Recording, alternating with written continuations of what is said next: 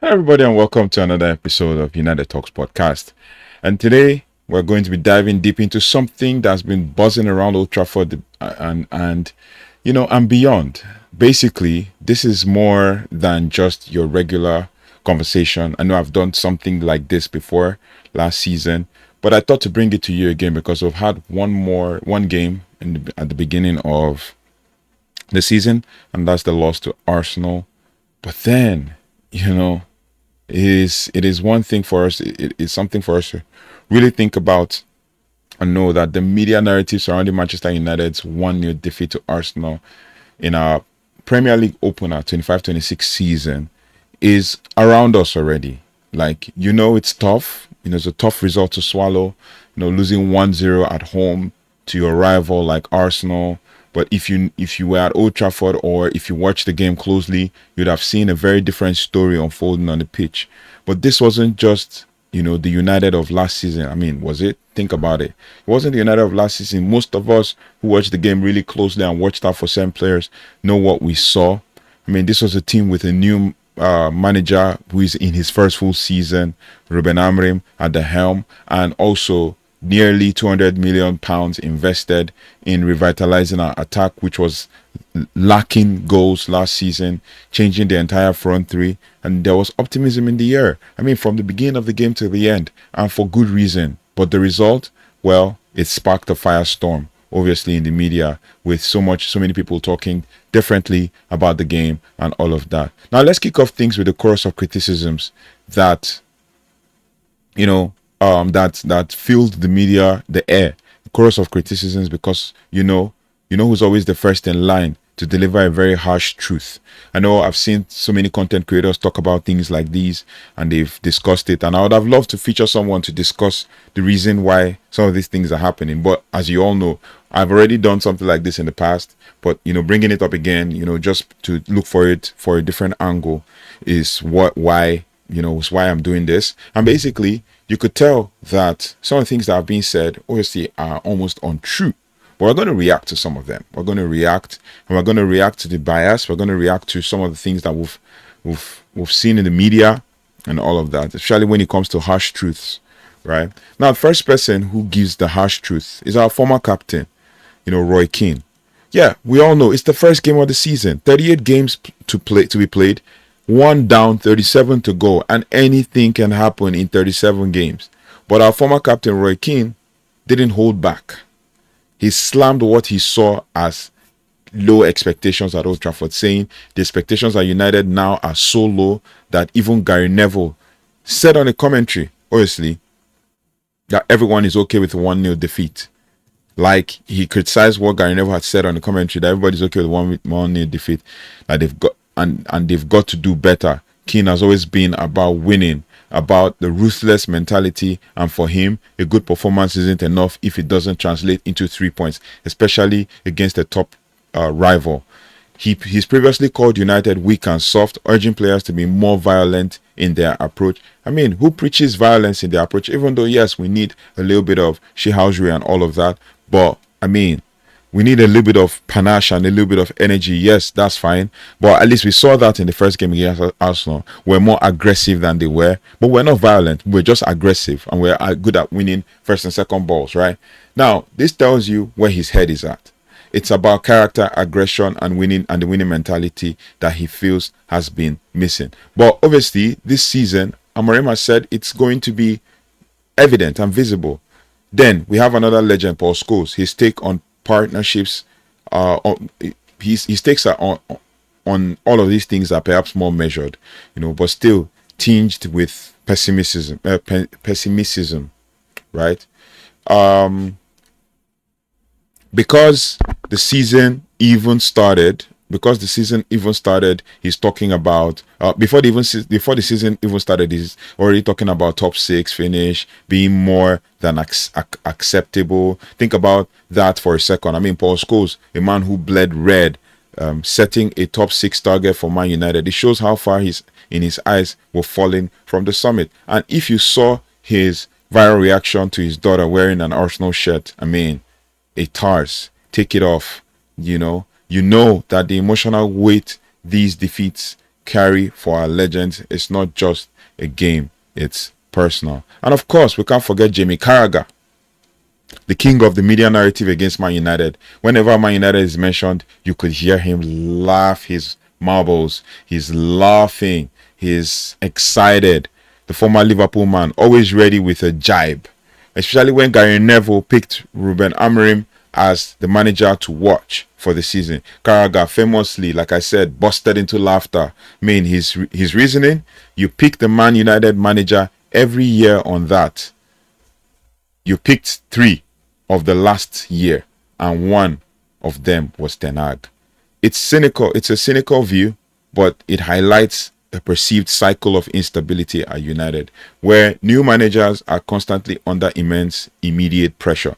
This kind of commentary, feeds into the narrative that makes it incredibly difficult for any manager, including Ruben Amorim, to build something for a long term. So that's the negative agenda. It's loud, it's outcome driven, and it's often overlooks the numerous performances. But here is where it gets interesting, because not everyone was singing from the same hymn book. Let's turn to the voices of optimism, right? Starting with our very own Rio Ferdinand. Rio, a man who knows what it takes to win at this club, tweeted something incredibly telling after the game.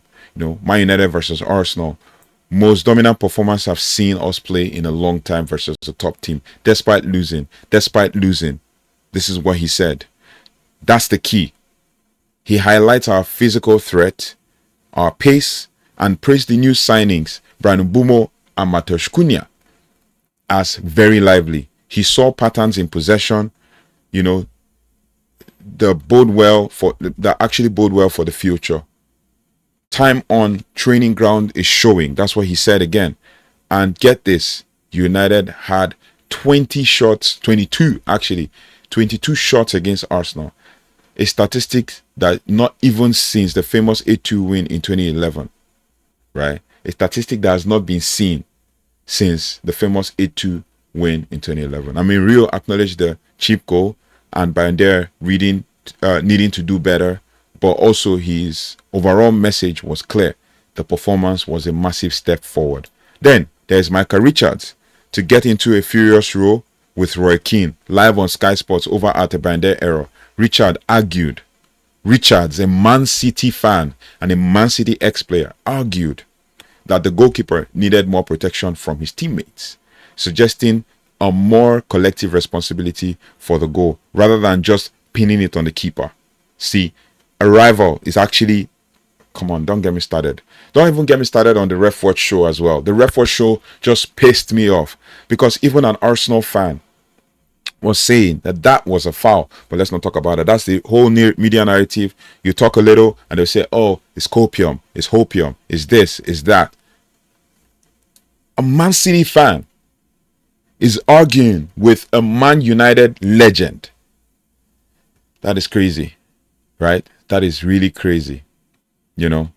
Rather than just pin it on the keeper, he said that Arsenal's overall play was substandard despite their victory and that United had significantly more shots.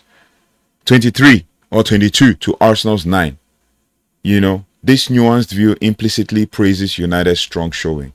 And let's not forget Gary Neville, While Keane was critical, Neville was more upbeat after the defeat. He explicitly stated, I thought he was referring to United, played well. They were the better team in terms of performance. He praised Cunha and Mbeumo and noted that the system worked better and the back three did better. This is a United legend, a pundit, saying we were the better team despite the scoreline. Now, a quick note on Owen Hargreaves. The query asked about his amazing comments, right?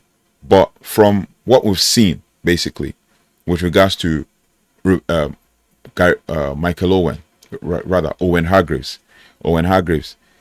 there aren't any, conversations, we've seen on socials with regards to, Michael Owen, because honestly, I searched to try to see, Owen Hargreaves, I keep mixing them up. I searched to see whether Owen Hargreaves made any comments and all of that. But he commented that Arsenal that's the Arsenal star, we talking about Victor Gyökeres. He described that Victor Gyökeres had the worst game in the 1-0 win against Man United. But he didn't make any direct praise to Man United, but it implies that our performance made the opponent struggle, which is a positive in itself. If you think about it, from one players who had a good game on that day, and that is Matthijs de Ligt. Now, beyond the pundits, we have the fan media. I mean, let's be honest, it can also be an echo chamber. You see on YouTube channels with titles like Manchester United lose their first match, new goalkeeper is a must, or comments like, oh, United as you won, but still be ashamed of yourself. There's this one. It says, me, I better pass you, win Jesus. I better get 3 points. It's all about, results. Everybody's talking. Someone even came on my comments and says, oh, copium, and all of that. The goalkeeping blunder. I've seen stuff like, Bayindir Hounder, Howler. That's what they got, Howler. Goalkeeping blunder. It also amplified the blame game on Altay Bayindir, often overshadowing the overall team effort. This was a clear result of our performance. Mentality, with cause for clinical finishing, or else they might continue to lose games. People are saying, now Man United are going into factory setting. Let's not forget the off-field frustrations like the ticketing issues at Old Trafford that saw hundreds of fans struggle to get in, which also only adds to the general negative atmosphere, and people talking about seats being moved and all of that. Yes, I feel bad, I feel sad that these are the things that are happening in our club, but the truth is, it also feeds into the media and the negative things that go on in the media. But let's bring it back to football. With Ruben Amorim's tactical evolution, despite the loss, the Arsenal game was a clear sign of progress. I said this in my 5 takeaways, that it was a clear sign of progress from Ruben Amorim, right? Amorim had implemented his flexible 3-4-3 formation, focusing on high pressing, on a high pressing game aimed at quick ball recovery and rapid transitions into attack. We saw the third man concept in action, creating passing triangles to break down, Arsenal. Wing backs like Diogo Dalot, Patrick Dogo, Amad Diallo were pushing forward aggressively, adding crucial depth. Let's not forget about Altay Bayindir's incredible passing game, which he had on the day, and all of that. The performance against Arsenal, despite the score, was full of positives. We had an electric start, creating more chances, having more possession, and yes, with those 20 to 22 shots on goal, Amorim himself said the most important thing is we weren't boring. I heard that, and I was like, yeah, because everybody's talk last season was we were boring. Now, I'm really proud of the guys. This is what Amorim also said as well. They were really brave in everything they did during the game. He believed that we clearly deserved a different result, and that the performance proved that Man United have the qualities to beat any side. This was in his post-match press conference. We were more aggressive than last year. We sprinted more. We were braver. We went 1 against 1. This is 1v1 for the whole game, and we pressed high. This is a completely different United from last season, especially when the season was full of woeful displays. You can count 1 or 2 or 3 games where we had amazing performances. The rest were just woeful displays. And then the new signings, Bryan Mbeumo, Matheus Cunha, very lively, showed promise, brought more dynamism, discipline, danger to the team's first line of attack. They also immediately made impact. Of course, there are areas to improve. I mean, the decisive goal was a blunder, as they called it in the media, by Altay Bayindir, and we lacked a cutting edge to breach Arsenal's disciplined rear guard despite creating chances. Bruno Fernandes called it creating too many chances without scoring the main negative. These are flexible issues, not systemic failures. And that's the point. And that's the point I keep preaching every time. When these guys speak, especially Roy Keane, the person that speaks the most, he has said it on air already several times that he's not a Man United fan. He's just a person that watches football. He's not a Man United fan. Yeah, we accept that he's not a Man United fan, but the amount of negativity that he speaks against United shows that he has so much disdain for the club. So much. Yeah, he talked the other day. He went on a rant last season. I remember I talked about the video talked about it in the video. He went on a rant last season talking about how Bruno Fernandes does the lazy marking and all that. Meanwhile, there are video evidences everywhere where Bruno Fernandes is making sliding tackles and defending, even while limping in games and stuff. But these are the things they will not see. What they'll focus on is what Bruno is doing wrong, or if he's flailing. Like I saw a post on X where Michael Owen said, "Oh, there's an issue with he does have an issue with Matheus Cunha joining Man United. The only issue is that is his attitude. He has an attitude problem." I'm like, attitude problem? Oh, he gets too many red cards. And I'm like, oh my days. I went right in the comments, and people have already gone out and searched. I didn't even need to do for too many searches or do any research. People have already gone and done research and posted screenshots. And I'm like, yeah, when has Michael Owen ever gotten anything right when it comes to players? He said Matheus Cunha gets too many red cards. In Matheus Cunha's entire career, has got only one red card. And you say he has an attitude issue. He flings his hand up in the air, and then you already have that with Bruno. I'm like, God damn it! What is this guy talking about? But in truth, what can we say? The media narrative always runs negative, especially when it comes to Man United. Even for times when even the ref is supposed to, do the right thing, they wouldn't, right? And then these guys just add a bit of fuel to the fire to make it even more, more loud and all that. And that's because Man United is hated, the most hated club. But it is what it is. We have to keep moving. We have to keep, So now, if we're going to think about this from our perspective, and to just sum this up, the 1-0 defeat to Arsenal, while painful, was a significant step forward for Manchester United under Ruben Amorim. That one is a given, right?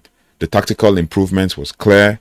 The statistical dominance was undeniable, and the decisive goal was an individual error, not a breakdown of the system. It was even a situation where the individual error was on the ref and the VAR, because they could have called it, but they didn't call it. So, what do you want us to say? Jay Bothroyd, who is an ex-Arsenal player and an Arsenal fan, also said it, that if that kind of foul was given, it's on ref watch, if that kind of foul was given in the middle of the field, then it would be a foul. If that tackle was made in the middle of the field, it would be a foul. He even showed it to the ref, the ex-ref, who still didn't want to agree.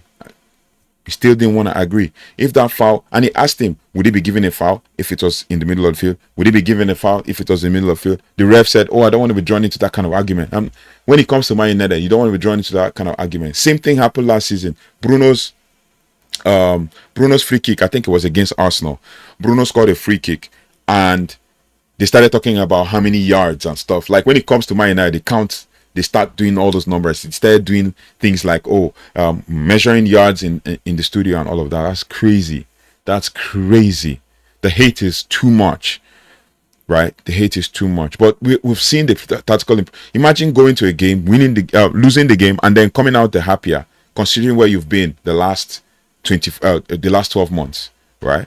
Manchester United recent history has also been plunged in, by instability, but true transformation takes time, and Amorim has only been here basically a few months, if we're going to count, coming from November last year, and now this was just the first game of his first full season. The immediate emotional reactions from some pundits and fan media, while understandable, create undue pressure. We need to look beyond the scoreline. We need to focus on performances. We need to focus on tactical evolution. We also need to focus on long-term vision. The signs of progress are there. It is imperative that we as fans and the media back Ruben Amorim. I'm not saying you should back mediocrity, but I'm saying you should be measured in your analysis. That's all I'm saying. Be measured in your analysis. Give him time and space to redefine his system, even refine his system, integrate his squad. At some point, Ruben Amorim got so tired, and he just said, oh, systems are overrated. I'm like, yes, I understand what you mean. Systems are overrated. And he said it in the post-match reaction. And you could hear even the press. Simon Stone, for example, were just busy asking questions that didn't seem like, oh my days, like they were asking questions that were centered around the match. No, they were not asking questions. They were asking, the first question he was asked in that press conference was, walk us through how you considered the goal, how the goal was considered from your own point of view. Like, how will Amorim walk you through the goal? Is he the one that played the game? He watched the game. So you will say, walk us through how the goal was considered. Yeah. But this is how Manchester United returns to the top. With all this chaos and all this drama and all that, this is how Man United returns to the top. But, you know, we got to say it. And when we see it, we have to bring it to you. But let me know your thoughts and feelings in the comment section. Is this media agenda, is it okay? Or is this something that we need? Or are they right to criticize Man United the way they are? Or Roy Keane is just, you know, hating on the club? Let me know your thoughts and feelings in the comment section. And thank you for liking, sharing, and subscribing. I'll see you on the next one. Thank you. If you haven't already, please do like, share, subscribe, and hit the notification bell so you don't have to miss anything as it relates to Manchester United. Thank you once again, and I'll see you on the next one. Take care, goodbye, and God bless.